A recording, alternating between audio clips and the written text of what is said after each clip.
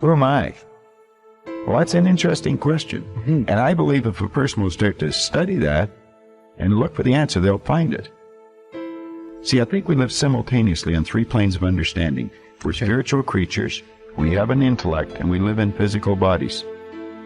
Okay. But because we lack awareness or understanding of who we are, we're totally locked into a physical world, and we let things outside of us control us. 95% of the population are reacting to life. They're not really living at all. Don't waste your damn life. And then you think, well, why would people be resistant to that message? It's like, well, you really want to wake up and figure out that you're wasting half your life? And you know, when people do that kind of wasting, they actually hate it. It's like, so it's painful. It's painful to recognize that. I believe that all of us came here with something. All of us showed up to give something, and that nobody's going to give that service that you have to give. No one's going to produce your product. No one's going to write your book. No one's going to open your academy. No one's going to begin to create your daycare with a special curriculum to help to cultivate the high self-esteem in our children. That's your idea. And if you don't bring your idea out here, when you die, all of us will suffer because we've been deprived of your genius, because you allowed butt to keep you in the bleachers and not pursuing your greatness. You take it to your grave with you. And that's what most people do. Our imagination, there's a power flowing into our consciousness. And through our imagination, we build the image of what we want. This is the dream. I see what I want. And I've got this beautiful dream. I impress it upon the subconscious, and it turns into a desire. So you don't get what you want, you get what you desire. Waddell's pointed out the science of getting rich. The desire is the effort of the unexpressed possibility within, seeking expression without, through your action. Well, that desire is expressed through the instrument of the body.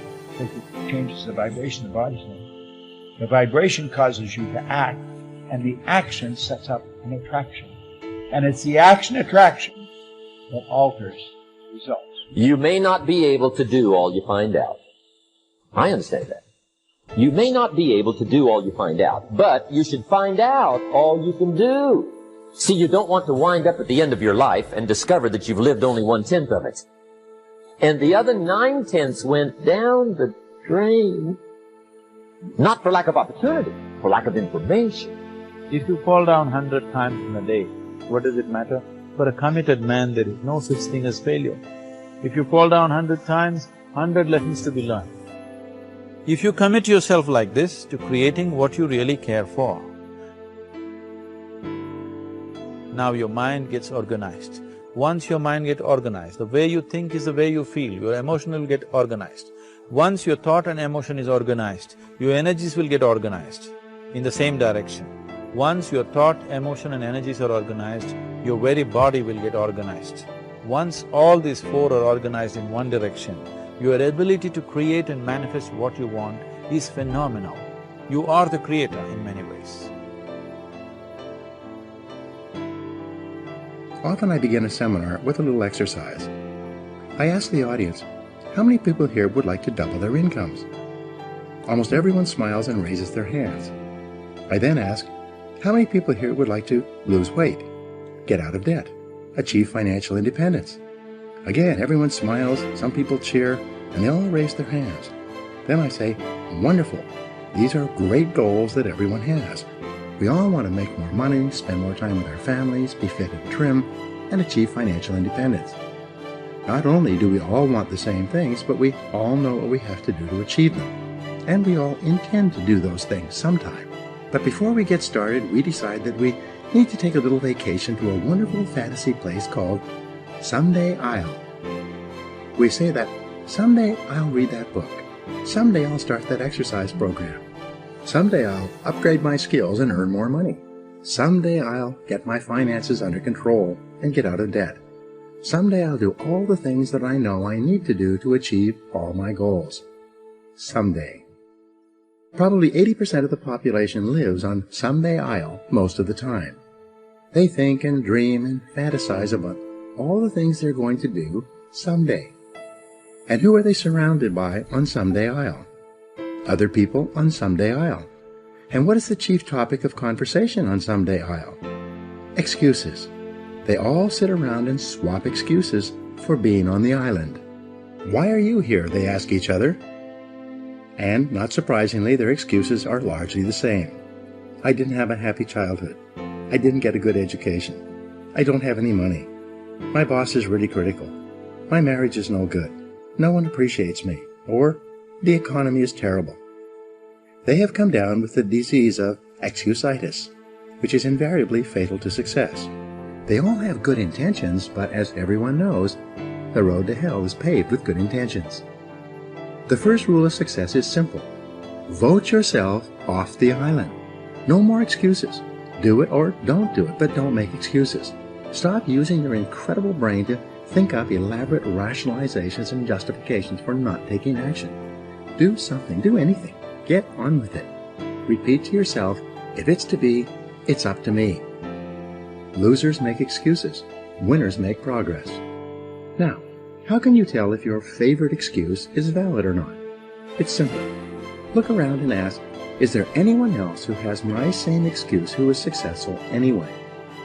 When you ask this question, if you're honest, you'll have to admit that there are thousands and even millions of people who've had it far worse than you, who have gone on to do wonderful things with their lives. And what thousands and millions of other people have done, you can do as well, if you try. It's been said that if people put as much energy into achieving their goals as they spend making up excuses for failure, they would actually surprise themselves. But first, you have to vote yourself off the island. Here's how to really cash in on this year. Number one, get serious. Life is serious. We call it life or death. Somebody asked me one time if I had a good description of life. I said, yes, I think I've got a good one. Life is the struggle to keep death at a respectable distance. Right? Death seems to want to move in prematurely. If you want to live a good, long, flourishing life, you got to push back. You can't just give in. You got to push back. And we're dealing with some serious matters here. So we can't just, tell the latest 10 jokes and just go home. We're not here to entertain. We're here to instruct. We're here to grow. We're here to learn. We're here to get the best we possibly can. Serious. Life is serious. The future is serious. One ancient novelist said, these are the best of times and these are the worst of times. And for some of those who came across this platform at the extravaganza, $1 million a year incomes, for them, it's the best of times. But I want you to know that while they're getting the diamonds and the millions, there are a lot of people around the world, for them, it is the worst of times. The best of times and the worst of times. That's called a serious matter. How come such a difference from those who can reach such incredible heights and those who haven't yet found the answers for their life and their health and their future? We just have to ponder that and let that give us a note of seriousness, a note of seriousness. It's serious whether you win or lose. It's serious whether you succeed or fail. It's serious whether you've got a good future carved out for yourself or you do not have. These are serious matters. Matters of the heart are serious. Matters of income are serious. Matters of supporting your family, serious. See what you can do. Touch the lives of as many people as you can possibly touch. Number one was get serious. Here's number two, get smart. That's what these journals are for. That's what pad and pencil's for. That's what taking notes is for. See if you can't increase your ability to comprehend ideas, information that can be life-transforming. Don't miss the opportunity to learn. Take a good key phrase home, use it in your training. Don't be lazy in learning. Don't be casual in learning. Develop a whole new intensity for the 90s that you're not going to miss the information. You're not going to miss the stories. You're not going to miss the details. Get smart. Here's a couple of parts to it. Number one, your own personal experience. Right? If you've had a bad week, just sit down and ponder that for a while. Study it. See if you can't pick up some ideas from a poor week and then make a better week. Okay? Learn from your own experiences. One way to learn to do it right is do it wrong. I mean, that's one way to learn to do it right. Do it wrong. Now, the key is don't let it take too long. If you've done it wrong for a year, we suggest that's long enough. You don't need another year just to prove a point. No, 1 year is enough.